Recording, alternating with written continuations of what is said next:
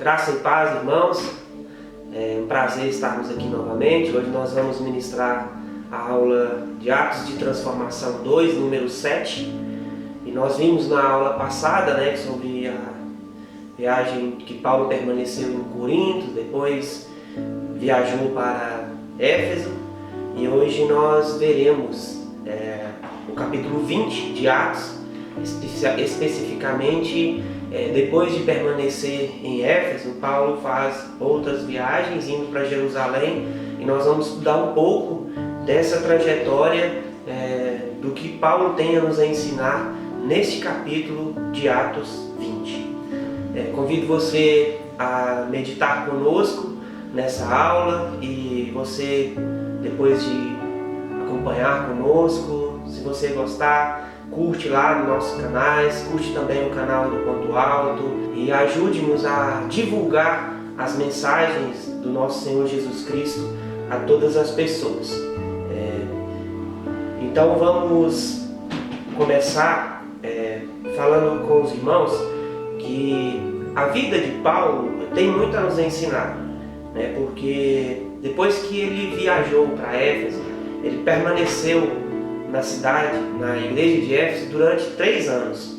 E depois de 3 anos ele recebeu a mensagem do Senhor, a confirmação do Senhor que era a hora de ele deixar a igreja de Éfeso e ir rumo a Jerusalém, mesmo sabendo que em Jerusalém ele iria ser preso e morto.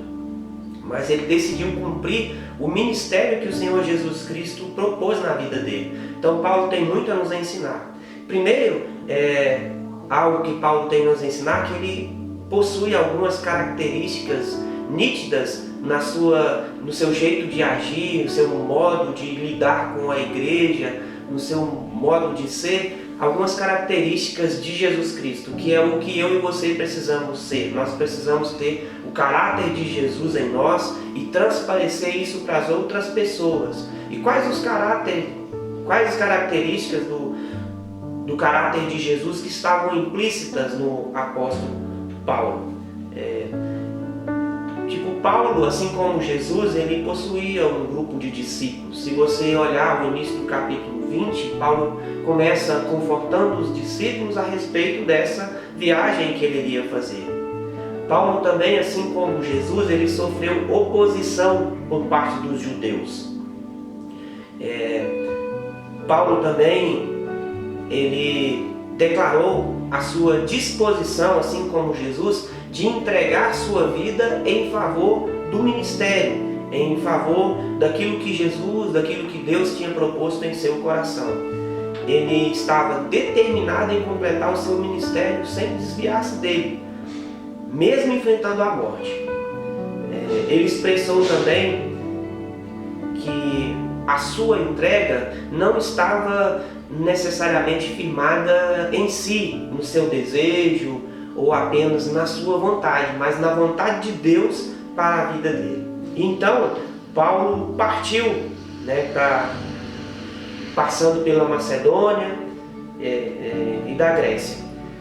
Ele tem outras características a nos ensinar como cristãos, que Paulo, ele apenas não gerava filhos, ele apenas não falava de Jesus, as pessoas iam se convertendo e chegando a Cristo e pronto. Não, Paulo discipulava essas pessoas, Paulo andava com elas, Paulo ensinava-as a perseverar na fé, a permanecer firme, a ter cuidado com os falsos cristãos, os falsos mestres. Por isso Paulo voltava nas igrejas que tinha fundado, em viagens, enviava cartas para fortalecer a fé dos irmãos e tentar fazer com que eles permanecessem firmes, assim como ele permanecia firme no ministério que Jesus havia confiado a ele. Paulo, ele gostava de trabalhar em equipe, e isso tem muito a nos ensinar, porque nessas viagens ele não estava sozinho, ele estava com os seus discípulos, ele estava cercado de pessoas. Ele faz questão até de citar alguns nomes no texto. Por exemplo, lá tem o nome de Sópatro, de Aristarco, de Segundo, de Gaio, Timóteo, Tíquico. Trófimo, e não tem o nome de Lucas, mas como Lucas foi o escritor do livro, Lucas algumas vezes ele cita nós, estávamos, fomos, então dá a entender que o próprio Lucas também estava com Paulo nessas viagens. E nesse intermediário, antes de Paulo ir para Jerusalém, ele celebra um culto de despedida em Troade. Troade é um lugar onde Paulo anunciara o Evangelho, mas depois que ele fundou a igreja, ele aproveitou para passar lá nessa viagem para poder dar algumas orientações aos irmãos, para poder pregar a palavra, né, e exortar os irmãos daquela igreja. É interessante que a viagem de Paulo, ela atrasou um pouco por causa da oposição dos judeus e também depois porque o comandante do navio resolveu abortar, demorar um pouco mais, talvez por ter que descarregar ou carregar alguma carga. Então Paulo aproveita para ministrar um culto num dia de domingo na congregação, na igreja de Troade. Interessante que em Troade, nesse culto, está a narrativa em que Paulo pregou por várias horas, exortando os irmãos, e Tíquico, Eutico, ele cai da janela, ele está sentado na janela, e enquanto Paulo prega, ele pega no sono, e o Eutico cai e morre. Mas Paulo interrompe o sermão, vai lá, se estende o corpo dele em cima do corpo do Eutico e o ressuscita.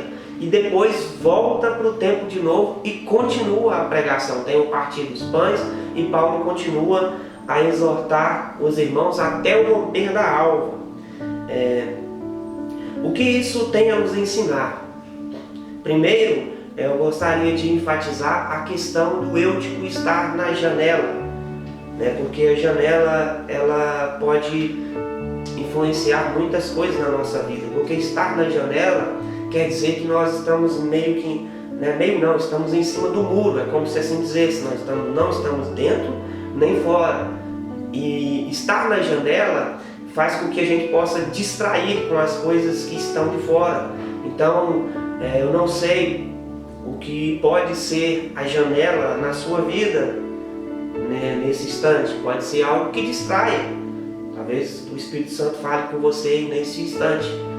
Nós precisamos estar dentro, não importa se a exortação for demorada, porque quando ela vem do Senhor, não há tempo, o tempo não justifica, porque quando Deus está falando, nós concentramos em ouvir a voz de Deus, há prazer em ouvir aquilo que Ele tem para nos ensinar. A janela simboliza também um lugar onde o nosso coração está dividido, onde nossos olhos voltam para o mundo e aí acontecem as distrações. A janela é um lugar onde acontece a queda perigosa. Mais cedo ou mais tarde, se eu e você ficarmos na janela, nós iremos cochilar e a probabilidade de cairmos é muito grande. E essa queda pode gerar até uma morte espiritual, uma morte física, como gerou do Eutico, mas em nosso caso a morte espiritual.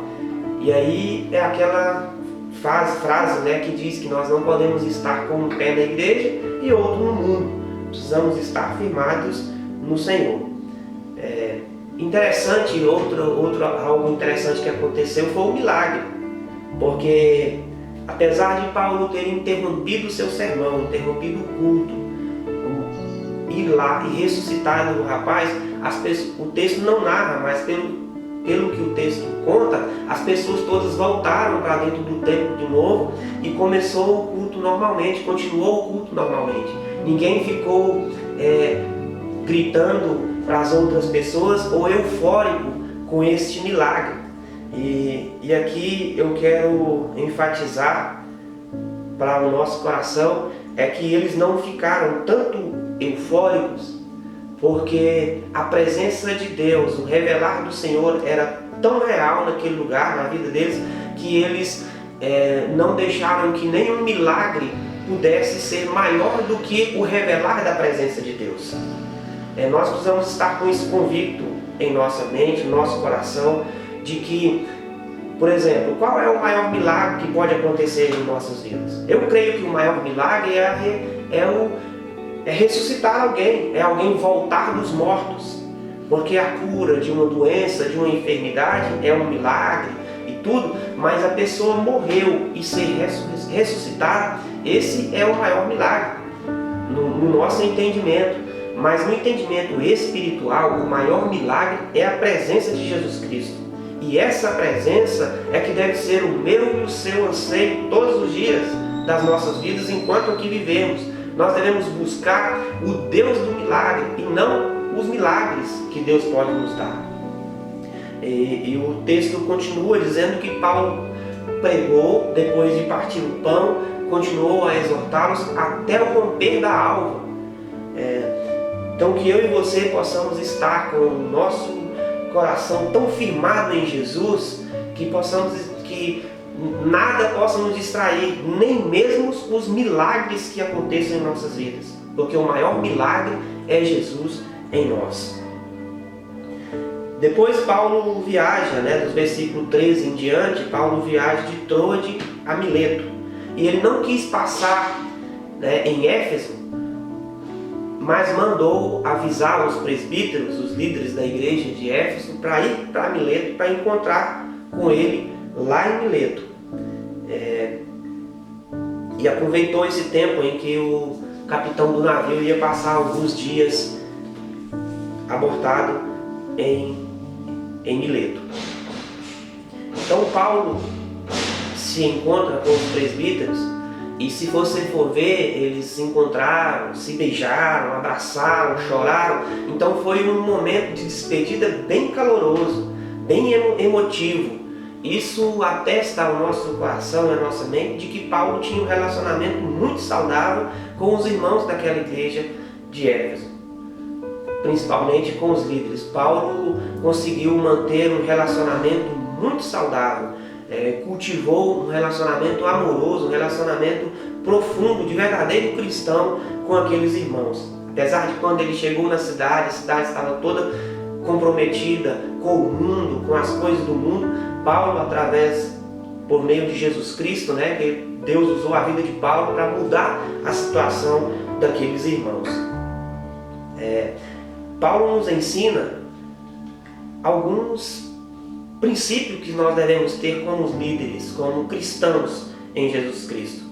Paulo aqui ele equipara, ele coloca os presbíteros, os bispos, o pastor, os líderes como sinônimos, como iguais diante de Deus, porque no reino de Deus não existe hierarquia, todos nós somos iguais perante o Senhor.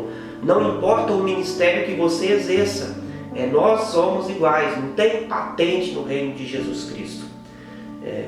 Paulo enfatizou para aqueles líderes, para os cristãos de Éfeso, que a fidelidade dele, a fidelidade de Paulo, a fidelidade dele com o Senhor e com a igreja naquele dia em que passou, ou seja, ele relembrou o tempo que ele esteve na igreja, deve ter relembrado os milagres de Deus, de Jesus, através da vida dele, o que Deus fez na vida daquelas pessoas, daqueles líderes, ao ministrar. Talvez por isso eles ficassem tão emotivos e fizessem essa despedida dessa maneira, aos beijos e abraços e chorar uns com os outros. Apesar de ser um momento de despedida, mas eles tinham a convicção de que essa era uma orientação de Deus para a vida de Paulo. Paulo também, ele revelou o seu sentimento do que aconteceu no passado e também quanto ao futuro para aqueles líderes. Paulo advertiu sobre os perigos de que a igreja de Éfeso iria enfrentar, para que eles ficassem cientes disso e que pudessem ajudar a igreja a passar por todas essas dificuldades. Paulo enfatizou com aqueles líderes de que os principais assuntos ensinados nas suas cartas, né, nas epístolas que ele escreveu, de graça de Deus, de reino de Deus, de propósito de Deus, deveriam estar nítidos, ser bem fortes na vida daqueles líderes para que pudesse conduzir a igreja. A necessidade de se preparar para se defender diante dos falsos mestres, de vigiar, de orar, de manter a carreira cristã, e também os animou de que a herança final não é essa aqui, mas com Jesus Cristo no lar celestial. Paulo enfatizou que o compromisso daqueles líderes, em primeiro lugar, precisava ser com Deus, não com o trabalho da igreja. O primeiro compromisso é com o Deus da igreja, é com o Senhor da igreja, é com o Senhor da obra, e não com a obra que o Senhor instituiu para aqueles líderes. O primeiro chamado é para andar com Deus, e como resultado desse andar com Deus, nós começamos a trabalhar na obra de Deus. Mas o primeiro lugar nas nossas vidas precisa ser de seguir Jesus Cristo, de fazer a vontade de Deus, de ter um compromisso firmado com aquilo que Deus tem para nós. Depois nós precisamos também ter o nosso compromisso de serviço, mas de serviço a Deus e não aos homens. E como isso implica em nossas vidas? Implica que de quando nós servimos aos homens em amor, quando nós servimos a igreja de Deus em amor, quando nós servimos a obra de Deus em amor, na verdade nós estamos servindo ao Deus da igreja, ao Deus, né, da obra, ao Deus dos cristãos, ao Deus dos homens. Nós devemos servir a Deus com o exemplo de Jesus Cristo e o exemplo de Paulo, com humildade, que apesar de ter grandes conhecimentos, apesar de ter a experiência que teve com Jesus, ele era humilde de poder andar com as pessoas mais simples desse mundo e abrir mão de uma igreja onde ele estava sendo bem aceito, onde as pessoas o amavam, para ir para um lugar onde as pessoas eram pobres, necessitadas, e ele sabia que ao chegar ali ele seria preso e seria morto. Mesmo assim, ele decidiu manter a sua humildade diante de Deus, de ser servo, de não buscar a autoglorificação, mas de fazer a obra de Deus com humildade. Paulo também nos ensina que os cristãos precisam ter compromisso consigo mesmo, ter compromisso com Deus, ter compromisso de ser humilde, mas ter compromisso consigo mesmo. O apóstolo Paulo nos ensina que precisamos cuidar de nós mesmos antes de cuidar dos outros. E como isso implica em nós? Nós precisamos cuidar para que o nosso ministério seja um ministério que seja exemplo para os outros. Nós precisamos cuidar para não deixar com que aquilo que nós falamos, dissemos que é errado, aquilo que nós falamos que não é o certo, que não é o que Deus nos ensina, que nós não venhamos a praticá-lo. Então nós precisamos vigiar, precisamos estar atento quanto a essas coisas. Nós precisamos também estar atento para não cair em descrédito, né? De não falar uma coisa e fazer outra, a pregar uma palavra e não viver essa palavra pregada, a não deixar ser seduzidos pelos encantos do poder, a não deixar ser seduzidos pelo dinheiro, não deixar ser seduzidos pelos encantos, pelos prazeres que esse mundo possa nos oferecer, das tentações, da sexualidade e tudo mais. Os líderes, os cristãos em si, precisam ter compromisso em pregar e em viver a palavra de Deus, em pregar a Bíblia Sagrada para as pessoas que Deus colocar à nossa volta.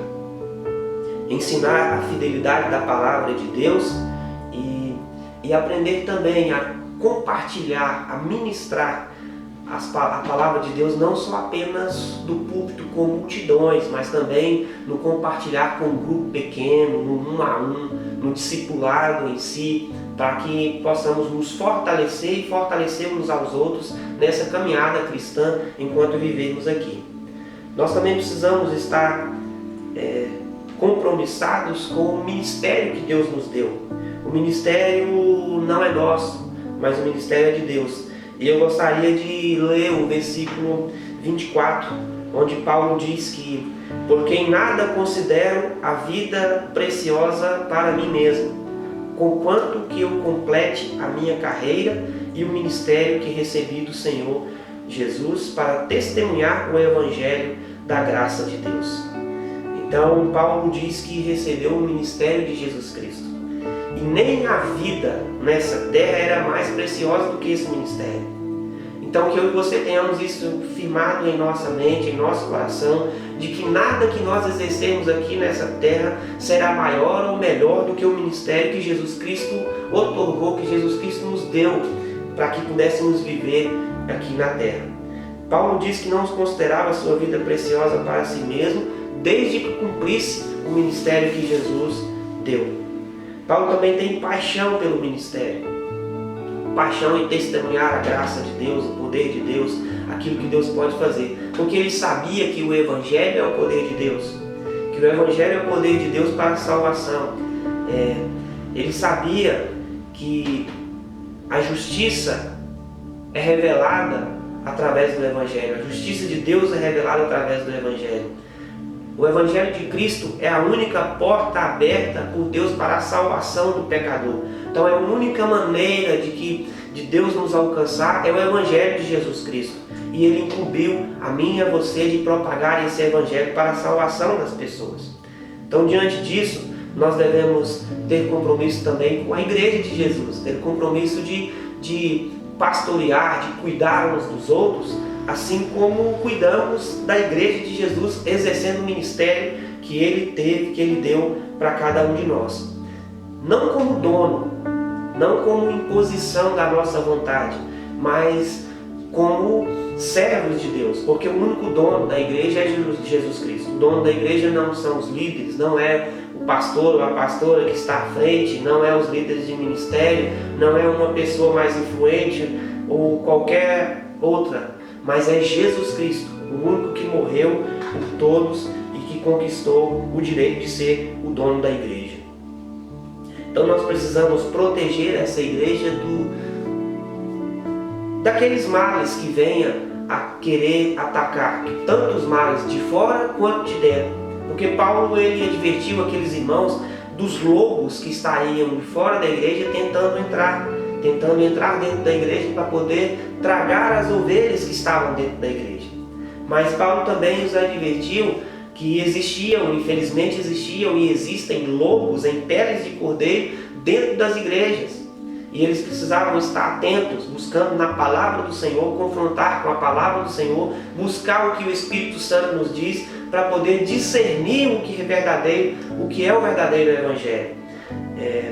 E não cair nas ciladas desses lobos vestidos de cordeiro, quer seja um membro que adentrou, quer seja alguém que prega no púlpito, que está colocando imposições ou falando inverdades que não condiz com a palavra do nosso Deus.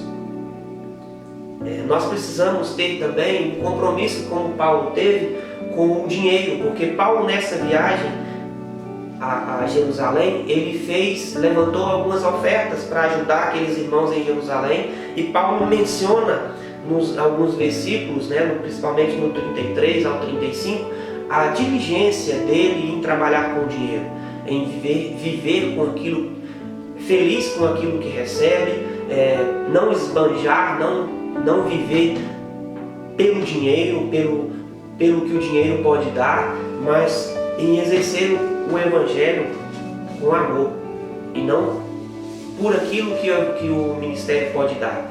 Não que eu e você possamos ser um líder que não busca nos satisfazer com o poder do mundo, com o poder do dinheiro, com o poder que ele pode nos dar por ser líder, mas que buscamos vivenciar o amor de Jesus, a verdadeira igreja de Jesus no meio da igreja, no meio do povo de Deus, ensinando uns aos outros a ser essa igreja. Que eu e você possamos ter essa característica viva em nós, assim como o apóstolo Paulo teve, de Jesus Cristo. de humildade, de serviço, de cuidado, né, de não buscar o reconhecimento por si, mas de pregar o Evangelho que Ele estabeleceu para as nossas vidas. Nós precisamos ter a afetividade de uns para com os outros, sabendo que no meio da igreja de Jesus nós vamos encontrar aquelas ovelhas que são dóceis, que são fáceis de trabalhar, mas também vamos encontrar aquelas ovelhas mais ariscas, aquelas que dão cabeçadas, aquelas que dão coices, aquelas que nos machucam, mas que também precisam ser amadas, aquelas também que têm feridas, que precisam ser curadas, que precisam ser cuidadas. E Deus nos levantou como ministros do Evangelho, como cristãos, para cuidar uns dos outros. Não importa se essas pessoas, a primeiro momento, se elas vão nos dar cabeçadas, se vão nos machucar ou se vão ser dóceis. Nós precisamos escolher amar essas pessoas, assim como Jesus escolhe amar todas as pessoas, e não importa a vida que elas têm.